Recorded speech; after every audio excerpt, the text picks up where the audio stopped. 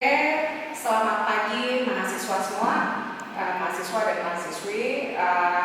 Untuk hari ini kita akan melaksanakan perkuliahan semester 2 yang terdiri dari 2 SKS. Untuk nama mata kuliahnya adalah Rekayasa Hidrologi. Untuk dosen pengampunya itu kebetulan saya sendiri bernama Nina Febriana. Ini merupakan salah satu mata kuliah yang sangat lebih penjurusan lebih ke hidro. Nah, mungkin sebagai mahasiswa yang mungkin baru berkecimpung dengan dunia teknik sipil, saya coba akan menjelaskan bagaimana kira-kira deskripsi dari mata kuliah rekayasa hidrologi tersebut. Untuk memberikan awalan gambaran dari deskripsi mata kuliah rekayasa hidrologi ini adalah merupakan cabang ilmu yang mempelajari berbagai aspek terkait siklus air seperti presipitasi. Mungkin belum familiar ya dengan istilah presipitasi, itu namanya curah hujan. Nah, kemudian ada lagi mungkin rekan-rekan mahasiswa sudah terbiasa mendengar kata-kata evaporasi. Nah, kalau evaporasi itu adalah tentang penguapan, limpasan permukaan, infiltrasi. Infiltrasi nanti kita akan jelaskan bahwa infiltrasi itu merupakan air yang masuk ke dalam tanah dan pergerakan serta penyimpanan air di berbagai badan air seperti sungai, danau, air tanah, dan gletser. Nah, mata kuliah ini akan memberikan pemahaman kepada rekan-rekan mahasiswa tentang bagaimana air berinteraksi dengan lingkungan dan bagaimana prinsip-prinsip hidrologi diterapkan dalam berbagai proyek rekayasa, terutama di bidang kita, di bidang teknik sipil. Untuk capaian pembelajaran yang diharapkan itu adalah pastinya mahasiswa itu memiliki pemahaman tentang siklus hidrologi, karakteristik air, analisis data hidrologi untuk perencanaan dan pengelolaan sumber daya air. Nah, mahasiswa itu nanti juga diharapkan mampu mengidentifikasi, merumuskan, menganalisis masalah terkait air, serta merancang solusi yang pasti mempertimbangkan faktor sosial, lingkungan, dan juga pastinya kita sebagai seorang engineer bagaimana dari sisi faktor ekonominya. Untuk CPMK-nya sendiri itu ada beberapa hal yang harus kita targetkan, yaitu tentang memahami definisi hidrologi dan penggunaannya dalam bidang teknik sipil, memahami definisi hujan, menganalisis data hujan, menghitung hujan rata, uji data hujan, intensitas hujan, serta hujan rancangan. Kemudian nanti bagaimana memahami, menganalisis, dan menghitung evaporasi itu sendiri, transpirasi, intersepsi, dan infiltrasi, dan bagaimana sistem hidrometri. Kalau hidrometri mungkin nanti kita lebih dalam tentang bagaimana mengukur debit sungai dan menganalisis data debit. Selain itu juga diharapkan bahwa capaian yang akan kita CPMK yang ditargetkan adalah memahami dan menganalisis hidrograf sungai dan unit hidrograf. Kemudian apalagi memahami dan menghitung banjir rancangan serta memahami dan menganalisis penelusuran banjir. Masing-masing kegunaannya nanti akan kita jelaskan masing-masing di setiap subbabnya itu. Kemudian untuk metode perkuliahan yang kita lakukan itu akan saya terdiri dari kuliah dilaksanakan setiap hari Rabu dari jam 9.30 ya. Kemudian tatap muka kita totalnya ada 16 kali pertemuan, di mana pertemuan yang ke-8 dan 16 itu adalah ujian tengah semester, dan yang ke-16 itu adalah ujian akhir semester. Kemudian penyampaian materi disampaikan baik berupa ceramah, diskusi, dan juga ada sesi tanya jawab. Kemudian untuk tugas kita juga akan memberikan beberapa kegiatan asistensi untuk pelaksanaan tugasnya. Kemudian kalau untuk dari saya, sistem penilaian itu ada beberapa poin, terdiri dari presensi itu minimal 75% dari total kehadiran, 16 kali pertemuan itu ya 75% itu dari mendapatkan poin senilai 10%. Kemudian keaktifan di kelas itu saya hargai 25% karena dari situ saya bisa mengetahui pemahaman rekan-rekan mahasiswa dengan apa yang sudah disampaikan. Kemudian pengerjaan tugas dengan baik itu sekitar 10%. Untuk kegiatan UTS dan UAS itu rata-rata proporsinya 30% dan ditambah pengembangan diri sekitar 5% karena nanti kita akan ada kegiatan seperti seminar-seminar, talk show yang akan dilaksanakan di Unsar sendiri atau di luar, nanti ada poin-poinnya yang saya hargai. Mungkin itu, kalau nanti ada pertanyaan mungkin setelah saya coba jelaskan tentang buku acuan. Untuk buku acuan yang kita gunakan itu ada beberapa seperti Hydrology for Engineer dari Lindsay RK, kemudian mengenal dasar-dasar hidrologi dari MATA. Ada juga buku C.D. Sumartono yang bisa dijadikan acuan. Itu judulnya Hidrologi Teknik Penerbitnya Usaha Nasional, dan mungkin ada beberapa buku tambahan seperti Ibu Lili Montacih. Terus juga saya anggap bagus sebagai pengembangan dari rekayasa hidrologi. Itu dia juga cukup bagus untuk bukunya, silahkan dibaca kalau nanti ada ketertarikan untuk mengenal lebih jauh tentang rekayasa hidrologi. Mungkin itu saja, kalau ada pertanyaan silahkan, kalau enggak nanti kita langsung masuk ke materi kuliah. Mungkin teman-teman sudah mulai mendengar yang namanya hidrologi. Kalau dari gambaran PPT-nya kelihatan bahwa kita nggak jauh-jauh dari yang namanya air atau air hujan. Jadi kelihatan nih, ini kalau dulu zaman kita SMA udah belajar ya yang namanya siklus hidrologi. Nah sekarang Bu Dina pengen tahu, ada nggak yang kira-kira pemahamannya, pengertian tentang hidrologi itu apa? Oke. Kalau di teknik sipil itu ada beberapa mata kuliah hidro yang terkait dengan keairan. Salah satunya adalah rekayasa hidrologi, dan juga ada yang namanya hidrolika. Mungkin saat ini teman-teman adik-adik juga lagi mengambil ya untuk yang materi kuliah hidrolika di semester 2. Ada juga setelahnya nanti ada mekanika fluida. Jadi ada beberapa materi. Nah, untuk masing-masingnya tuh secara keilmuan itu berbeda-beda. Jadi kalau untuk dasar mungkin ada yang namanya mekanika fluida. Kalau untuk mekanika fluida mungkin ada yang sudah tahu apa itu mekanika fluida? Dari judulnya aja kelihatan itu. Gas. Jadi makanya di mekanika fluida kita pelajari di 2 bidang. Di sipil kita juga ada, teman-teman kita di teknik mesin juga ada. Karena apa? Terkait dengan cara kerja dari si air dan cara kerja dari si gas itu memiliki karakter yang sama, gitu ya. Ilmu tentang seluk-beluk air di bumi, kejadiannya, peredarannya dan juga distribusinya, sifat alaminya dan kimianya, serta reaksinya terhadap kehidupan di dunia manusia. Oke, bisa dipahami penjelasan tentang ini pengertian dari ilmu hidrologi. Nah, ini beberapa pengertian tentang ilmu hidrologi berdasarkan oleh tadi yang disebutkan, ada Federal Council for Science and Technology USA. Kemudian Marta dan Adi Dharma juga menyebutkan bahwa hidrologi adalah ilmu yang mempelajari tentang terjadinya pergerakan dan distribusi air di bumi. Sama seperti hampir mirip dengan Federal Council for Science and Technology, hanya di sini dia lebih membahas tentang reaksinya terhadap lingkungan dan hubungannya dengan kehidupan manusia.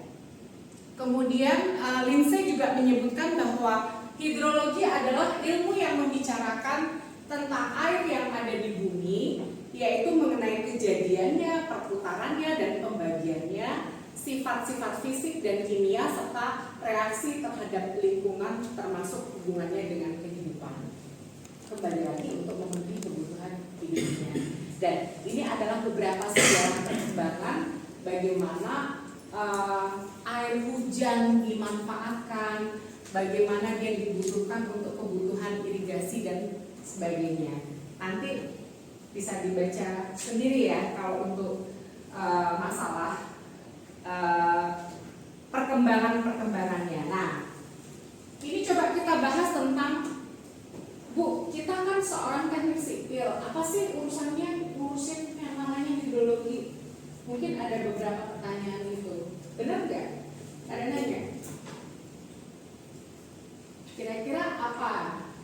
Kalau berdasarkan hidrologi di bidang teknik sipil, itu yang kita urus ngapain sih, Bu? Nampung air hujan atau bagaimana? Punya bayangan nggak? Gimana kalau kita ngurusin air hujan itu? Mungkin ada ide, ada yang mau bertanya, ada yang mau disampaikan? Yuda biasanya itu.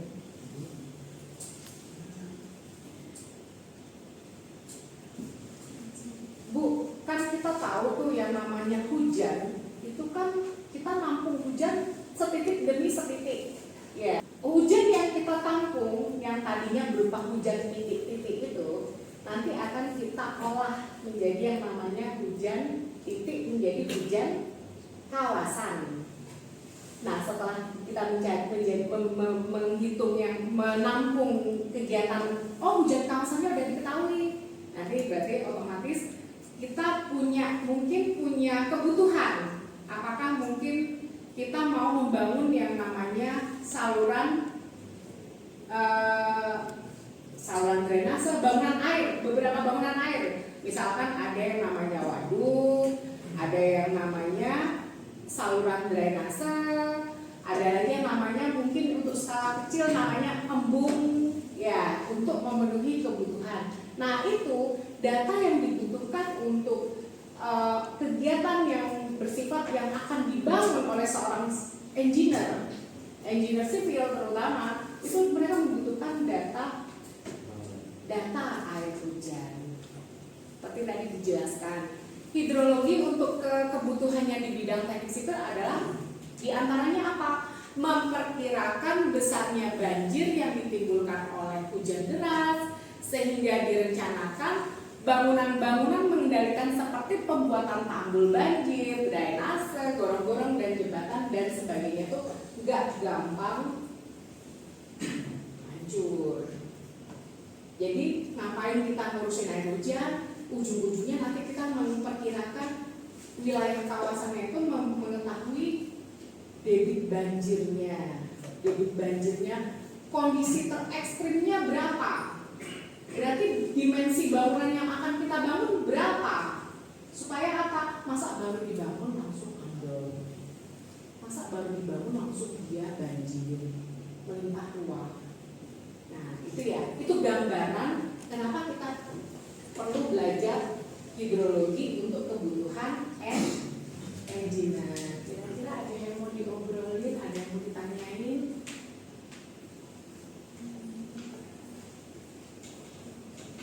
Iya, gimana Mbak? Dibicarakan sama bunyinya tadi, data menghitung hujan, itu cara pengambilan datanya gimana ya? Oh iya, ini karena kan kita baru pendahuluan ya, jadi ada Mbak, nanti kita akan dijelaskan. Tadi kan baru gambaran ya kenapa kita menggunakan data hujan untuk kebutuhan bangunan sipil.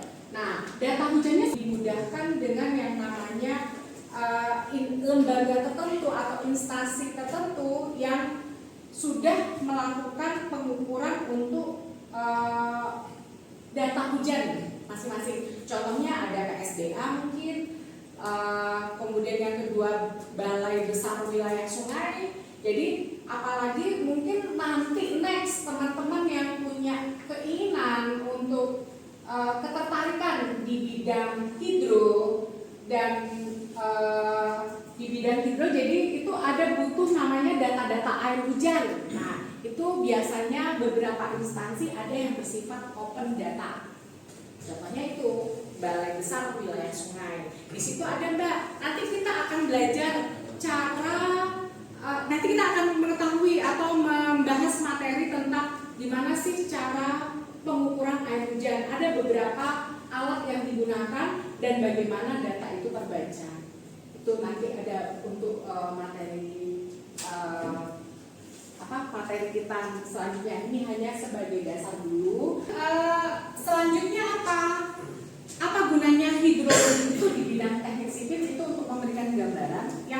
Yang kedua adalah berikutnya adalah untuk memperkirakan jumlah air yang tersedia di suatu sumber air. Apakah itu mata air, sungai, danau, dan dapat dimanfaatkan untuk guna berbagai kebutuhan seperti air baku, irigasi, pembangkit listrik, tenaga air, dan sebagainya. Nih ada beberapa gambaran ya. Data hidrologi kita butuhkan untuk teknik irigasi seperti perencanaan sistem irigasi, salurannya berapa yang harus kita buat, wilayah yang akan kita layani, wilayah dari sumber air itu akan melayani berapa wilayah, otomatis kan dimensi yang harus kita hitung supaya target untuk mencapai pengaliran air itu sesuai, berarti kan kita harus menghitung berapa besarnya dimensinya itu. Nah itu nanti data-data hidrologi juga termasuk di dalamnya. Perencanaan bangunan air, apalagi hal seperti ini, teknik drainase, ini penting banget nih. Wilayah suatu kawasan mau didesain untuk masalah perkotaan lah, apakah itu nanti untuk pengendalian genangan banjir, apakah itu untuk pengendalian pengeringan air hujan. Kalau di wilayah-wilayah kota besar kadang sudah dibedakan ya, untuk negara maju karena sudah dibedakan ya antara air bersih, air hujan dengan limbah rumah tangga. Jadi supaya apa? Tujuannya biar tidak tidak bercampur. Jadi sehingga bisa cepat dimanfaatkan kembali. Jadi itu salah satunya bagian dari hidrologi. Nah, ngapain Bu kok kita ngurusin hidrologi dulu sebelum ngedesain drainase, kok ngurusin hidrologi? Wajib. Jadi yang namanya kawasan, wilayah kawasan itu kita mau bangun suatu saluran. Nah, menghitung dimensinya saluran itu kita enggak. Makanya nih nanti penting gini, wajib. Kenapa kok ngurusin air hujan, hitung dulu debitnya supaya nanti bisa kita menghitung ketahuan dimensi dari salurannya tersebut. Gitu ya. Ini juga apalagi untuk pengendalian banjir. Kalau di Jakarta kita ingatnya apa pengendalian banjir? Kanal, Mas sering dengar ya? Kanal Barat, Kanal Timur ya kalau nggak salah ya. Nah itu tujuannya apa? Adalah untuk membantu menyalurkan kelebihan air itu untuk dibantu dibantu dialirkan, dibagilah biar tidak meluap, gitu ya. Oke, ini juga next itu juga untuk bangunan tenaga hidroelektrik. Jadi ini juga kalau kita mau membangun yang namanya waduk, besar kecilnya waduk itu kita membutuhkan yang namanya data hidrologi. Ya. Lagi ini pengendalian sedimen. Ini biasanya ada di mana ini? Dekat Gunung Merapi, betul. Jadi tujuannya untuk setidaknya bahaya yang mengancam masyarakat di bawahnya itu kayak butuh waktu dulu, ada kayak early warning lah, biar bisa mereka bisa menyelamatkan diri dulu sebenarnya data hujan. Nah ini untuk yang teknik bendungan tadi sudah sempat saya bahas. Kalau di sini nanti dia lebih kayak lebih detailnya kita akan bahas nanti, ada juga di bangunan air, tetapi juga bagaimana kita cara menghitung besar dimensi air. Ini biasanya kayak ini embung, mungkin pada teman-teman pada tahu ya, wilayahnya juga rumahnya dekat embung ya. Nah itu juga besarnya embung, kapasitas berapa yang akan kita layani, yang yang mau dialirkan seberapa, melayani wilayah berapa, nah itu juga data hidrologi juga sangat penting dilakukan. Itu untuk gambarannya. Ini juga kemudian nanti juga kalau debitnya sudah diketahui, kita bisa bahas tentang teknik jaringan pipanya dan sebagainya. Kemudian kalau untuk di jembatan-jembatan juga ketinggian jembatan untuk kondisi hidrologinya juga harus diperhatikan. Biasanya tinggi jarak untuk jembatan itu berapa yang akan kita pasang, ya kan? Nah, untuk konsep dasar hidrologi, nah ini biasanya ada familiar ya di zaman SMA ya, ada yang namanya konsep neraca air, ya. Pernah dengar ya konsep hidrologi? Kalau hidrologi, kalau kita bisa bicara tentang siklus hidrologi, itu adalah bagaimana air itu bersirkulasi. Bersirkulasi, bagaimana proses terjadinya hujan. Biasanya hujan itu dimulai dari apa ya? Kalau dari gambar ini, ya, apa yang terjadi awalnya? Evaporasi, penguapan dulu tuh ceritanya, penguapan akibat dengan bantuan sinar matahari terjadi yang namanya evaporasi. Ada lagi kalau mungkin teman-teman baru tahu ya dengan istilah ada yang namanya evaporasi, ada yang namanya transpirasi. Ada lagi gabungannya evapotranspirasi. Semua itu nanti akan kita hitung masing-masingnya. Nah, kalau evaporasi berdasarkan gambar ini pengertiannya kira-kira apa? Penguapan di lahan terbuka. Bukan hanya air laut, air danau, air sungai, atau daratan yang mungkin awalnya terjadi genangan. Ya tahu kan? Biasanya terjadi genangan, itu namanya proses evaporasi. Tidak ada hambatan di situ. Nah, kalau transpirasi dari gambar, lihat itu apa? Penguapan dari vegetasi, benar. Penguapan dari vegetasi. Kalau evapotranspirasi gimana? Tumbuhan laut. Ya, biasanya kayak di enceng gondok yang ada di laut itu namanya evapotranspirasi. Nah, proses untuk siklus hidrologi itu adalah bagaimana air itu menguap menuju ke atas karena bantuan sinar matahari terjadi penguapan dan dia akan berkumpul di atas dengan proses yang namanya kondensasi hingga terbentuk yang namanya awan apa istilahnya awan yang untuk yang persiapan terjadinya hujan. Ya, setelah itu dengan bantuan angin tidak seluruhnya diserap oleh yang namanya masuk ke dalam tanah. Jadi kalau air jatuh ke dalam tanah dia juga ada masa jenuhnya. Lama-lama dia minum air itu kan manusia aja minum air lama-lama juga punah, ya kembung. Nah, si tanah pun juga seperti itu. Jadi tidak semuanya masuk ke dalam tanah, itu yang sebagian dia juga akan melimpas. Makanya alangkah baiknya jika tanaman-tanaman yang ada di hutan itu sebaiknya dipertahankan karena apa? Dia membantu kayak mengikat air supaya kalau dia lama-lama melimpas kan lama-lama terjadi yang namanya apa biasanya? Abrasi. Ya, abrasi atau terjadinya erosi. Nah, itu yang membahayakan jika bakal dari kondisi yang berbahaya. Tujuannya adalah, nah air yang masuk ke dalam tanah itu nanti sebagian ada yang diserap ke dalam tanah dan sebagian akan melimpas ke menjadi limpasan. Hanya kalau kita punya bangunan sebaiknya dihindari yang namanya di beton, dihabiskan apa namanya dicor-coran. Nah itu sebaiknya dihindari supaya apa? Supaya diharapkan masih ada air yang terserap ke dalam tanah. Yang minimal pakai paving lah ya. Kalau paving diantaranya sela-selanya kan masih ada yang namanya air yang masuk ke dalam tanah.